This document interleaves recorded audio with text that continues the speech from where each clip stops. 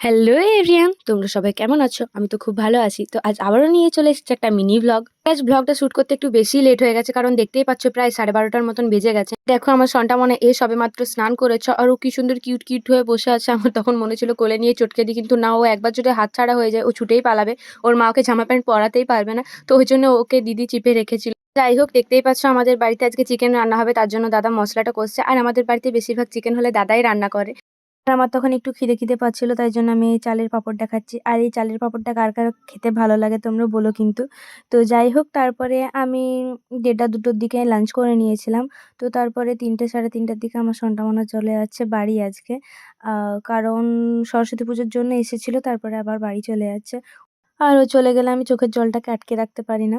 তো যাই হোক, দেখো এখানে ওর ফুর্তি কত। ও ভাবছে কোথাও টাটা ঘুরতে করতে না। যাচ্ছে, কিভাবে সবাইকে টাটা করছে। টাটা। তো না, আমি দেখো যাবো আবার ফ্লাইং কিস দিচ্ছে।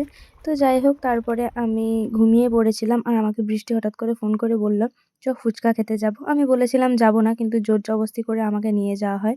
তো যাই হোক, বৃষ্টিদের দোকানে বসেছিলাম, তো তখন এই কাকুটা এলো বলে ওখানেই খেলাম।